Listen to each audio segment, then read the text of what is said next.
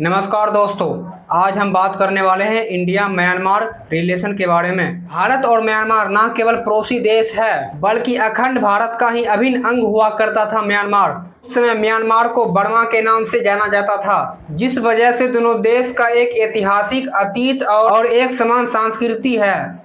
दोस्तों, अंग्रेज का दोगलापन तो देखिए। इंडियन एक्ट 1935 के तहत बर्मा को 1937 में खंड भारत से अलग कर दिया। 1940 सेकेंड वर्ल्ड वॉर शुरू हो गया था। दोस्तों, जापान ने अपना प्रभाव दिखाते हुए बर्मा पर कुछ बर्मी राष्ट्रवादी नेताओं के माध्यम से कठपुतली सरकार चलाना शुरू कर दिया। लेकिन सेकेंड वर्ल्ड वॉर के दौरान अमेरिका ने जापान पे परमाणु बम गिरा दिया, जिस वजह से जापान का नियंत्रण बर्मा पर नहीं रह पाया। फिर से बर्मा का नियंत्रण अंग्रेजों के हाथ में चला गया।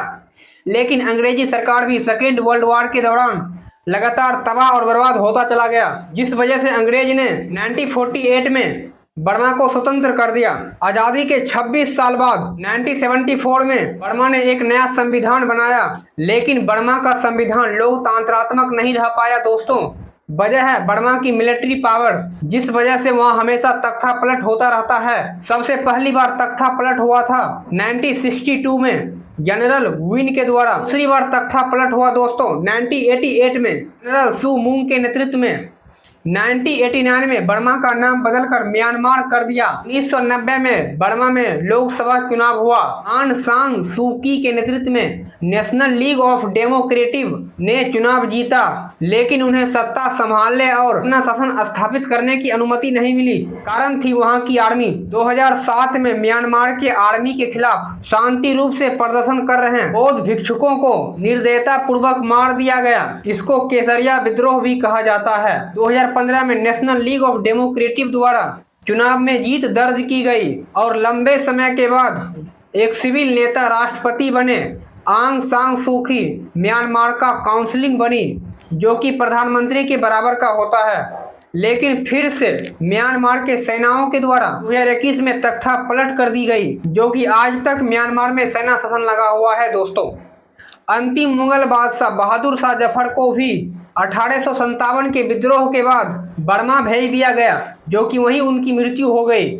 और राष्ट्रवादी नेता लोकमान्य तिलक को 1907 में देशद्रोह के आरोप में गिरफ्तार कर बर्मा भेज दिया गया।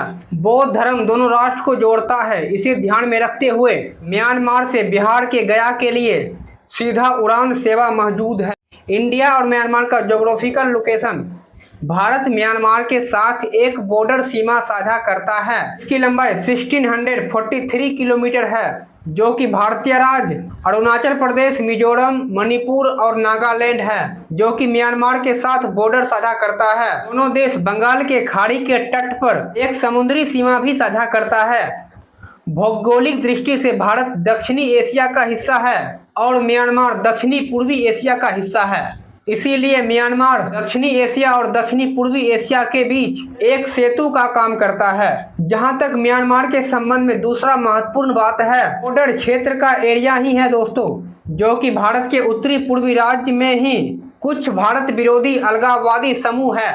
National democratic front of Bodoland NDFB, national socialist council of Nagalim NSCN, ये समूह चाहता है कि भारत से सेवन सिस्टर को अलग कर देना, लेकिन भारतीय सेना सभी उग्रवादियों को खदेड़ खदेड़ कर मार रहे हैं और सभी को 72 हुड़ के पास भेज रहे हैं। भारतीय सेना के डर के वजह से ये सभी आतंकी समूह म्यांमार, बांग्लादेश, भूटान, नेपाल और चीन सहित अन्य पड़ोसी देश में शरण ले रहे हैं। लेकिन म्यांमार ने 22 से अधिक विद्रोही समूह को भारतीय सेना को सौंपा है और कहा कि इन्हें भी 72 हुड़ के पास भेज दीजिए हुजूर।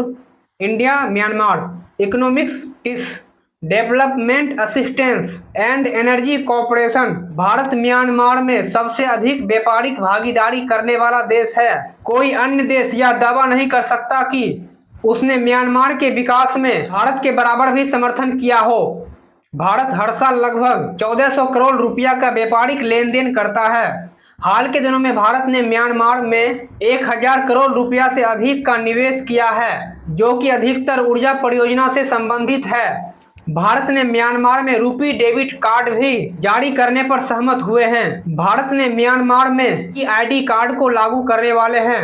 जो कि सेम अपने आधार कार्ड के समान होंगे। दोस्तों, म्यांमार का रखाइन एक राज्य है जहां अधिकांश रोहिंग्या मुस्लिम रहते थे। इसीलिए बोल रहे हैं दोस्तों, क्योंकि म्यांमार के सेनाओं ने रोहिंग्याओं को मार मारकर म्यांमार से बाहर भगा दिया।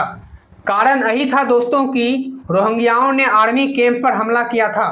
लेकिन दोस्तों, भारत ने फिर भी म्यांमार को समझाया और अपने स्तर से ऑपरेशन इंसानियत शुरू किया और रखाइन राज्य विकास कार्यक्रम RSDP भी शुरू किया।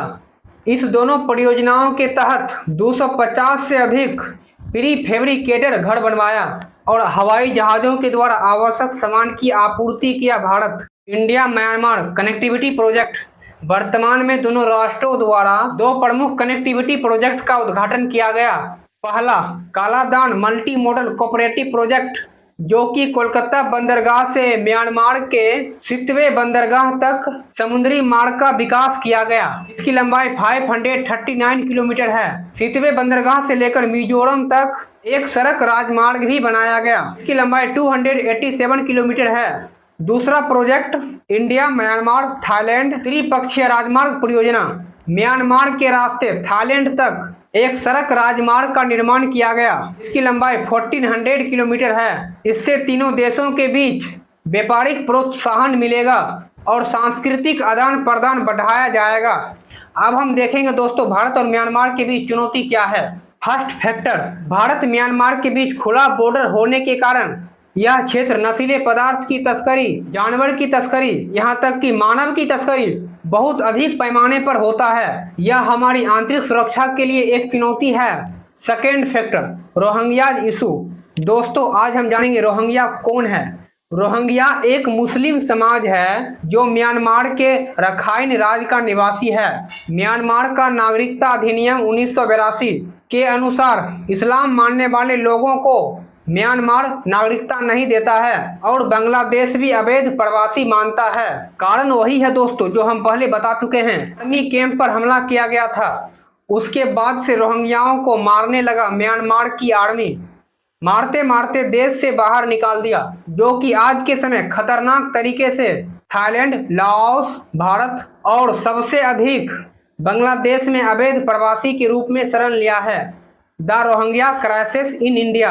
जहां तक भारत का संबंध है, रोहिंग्याओं को लेकर आंतरिक और बाहरी संकट है। आईवी इंटेलिजेंट ब्यूरो के रिपोर्ट के अनुसार भारत में 40,000 से अधिक रोहिंग्या शरणार्थी है, जो कि भारत में अवैध रूप से रह रहे हैं। उन्हें केंद्र शासित प्रदेश जम्मू कश्मीर, दिल्ली NCT के साथ साथ असम, कर्नाटक, केरल, तमिलनाडु, तेलंगाना और पश्चिम बंगाल जैसे राज्यों में देखा जा सकता है। भारतीय इंटेलिजेंट ब्यूरो के अनुसार अराकान सालेबसान आर्मी रोहिंग्याओं मुस्लिम का एक आतंकवादी समूह है जो भारत और भारतीय ठिकानों को निशाना बनाता है और इसका संबंध कुख्यात आतंकवादी ISI से भी है।